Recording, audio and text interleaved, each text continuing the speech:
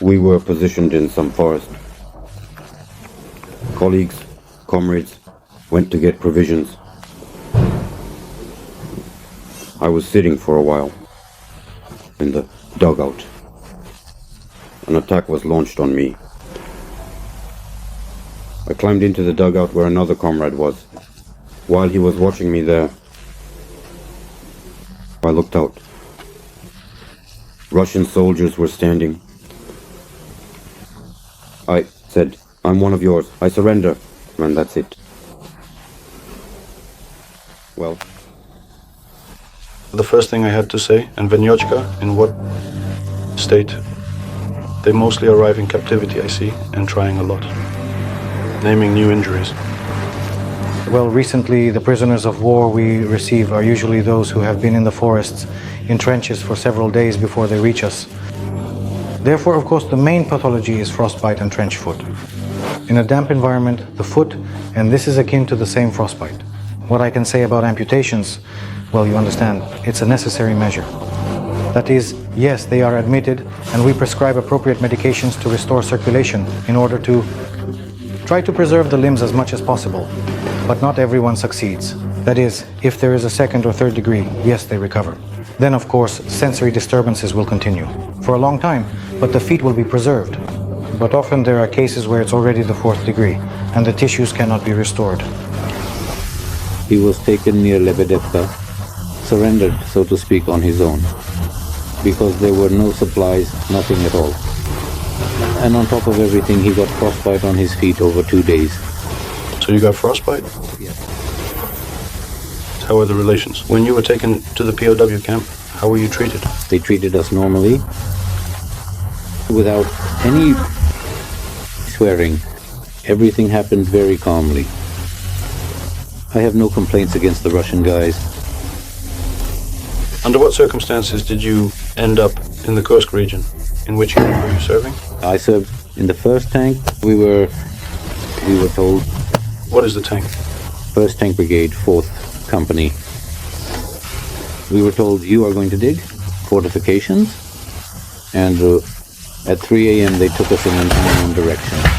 We later found out that we were in a foreign country, in a foreign...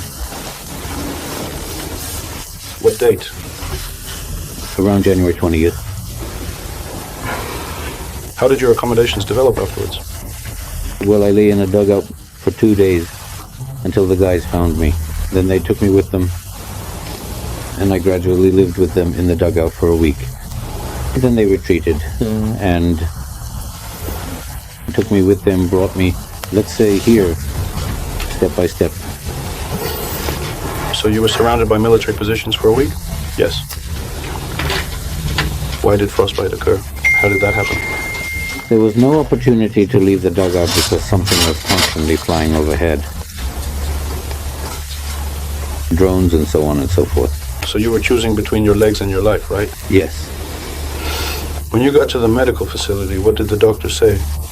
Well, the doctors determined that we needed to wait a week until some kind of their annual, according to their theory, the frostbite line will be determined, meaning whether the cells die or not.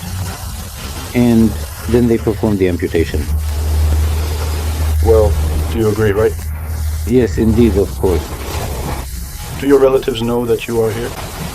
Well, I haven't informed anyone. There was no opportunity. Where are you from? From Kiev. From Kiev itself? How did you end up in the army?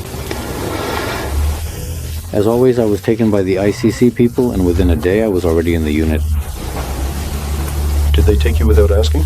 No. The medical commission took literally half an hour, 40 minutes. They said, sit here. We sat. He went through the medical commission by himself.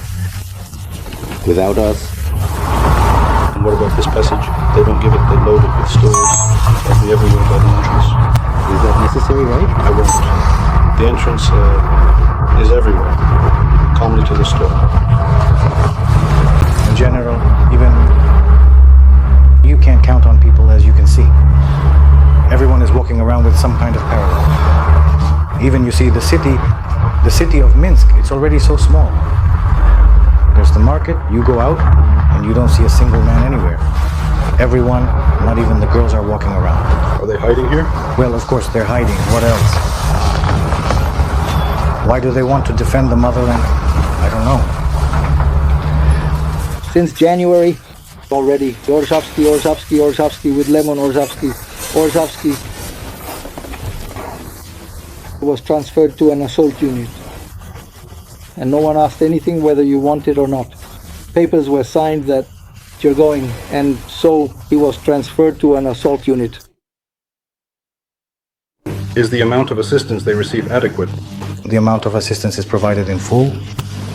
Absolutely. We do not differentiate whether it's our contingent or prisoners of war. That is the entire range of medications we have. They receive absolutely everything. So everything is the same? Absolutely. Being an active serviceman and a surgeon myself, I have taken 2 oaths. Firstly, I took the military oath, and secondly, I took the Russian doctor's oath. For me, it absolutely doesn't matter to which state the patient belongs. For me, he is a patient first and foremost. And it doesn't matter which side of the border he is on, this one or that one. If we don't talk about frostbite, what kind of injuries does he mainly have? Gunshot and mine explosive injuries. That's the majority. We were at the position, hit by mortars, and got buried. I lay there for 5 days until they found me. And did a Russian soldier find you? Yes. How were the last days before the injury, before captivity? How was the situation for you? Yes, it always turned out sadly. Why? Because mostly I saw the same people around me who were in training. There were no warriors. Well, I was demoralized. Well, what about the newcomers? Because they were newcomers? Well, that's why it turned out badly. Well, if I kind of only, newcomers. Where are the veterans? What year of birth? 90. Here, when you ended up in the hospital, how did the doctors treat you, especially as a Russian? During captivity. And here the doctors, thank God I ended up in the hospital. Everything is treated well, they feed well. Did you get caught with pneumothorax? It was a shrapnel wound, right? Well, yes, there was the back, the leg, and mainly the lung. Well, it collapsed. They did a fluorography. And it collapsed. They inflated it. A big thank you to the doctors. Of course. Thank you very much. Well, you were probably instructed on what was said there in Ukraine and what turned out to be the reality of the problems. Well,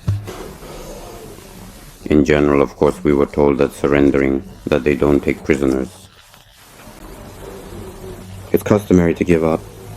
There's no chance. Do you have a lot of those things there? Of course. Honestly, I can't say right now, it's not in my head. I don't have such statistical data, but this year, many. I don't know, return to service from that side or not, but at least we discharged them healthy, yes. And many were taken from us for exchange.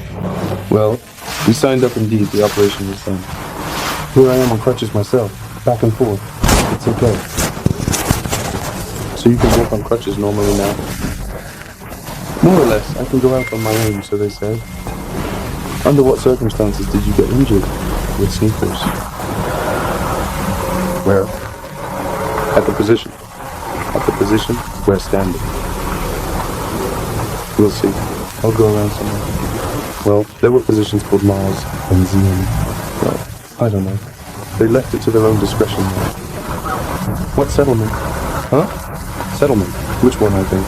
There weren't any. What settlements, I think? Yes, I don't remember. There was something nearby. Kisilova, and I was there. So the doctor saved your leg properly, right? Yes, they saved my leg. In general, are the prisoners of war grateful to you? Do you feel that people understand what you are doing for them? To be honest, I think about 3 people, before they were taken away from here for exchange, personally came up to me and said a heartfelt thank you. One even said that when he gets access to the internet, he will definitely write about me.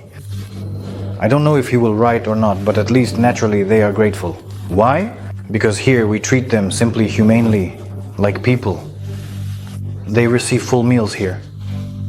And when they recover and are taken away from here, often for exchange, often to a camp for holding individuals opposing the special military operation, there's no joy in their eyes. Honestly, I haven't seen it in them. So they like it here. They don't want to be discharged. They prefer their mission work. You know the story, like in Ukraine. A military medic said he wouldn't operate on Russian subjects, that Russian subjects should be killed. What do you think about that? I lived in Moscow from 2013 to 2015 and was there when the war started. And I watched television there. Therefore, I still had my own personal opinion because we are all human.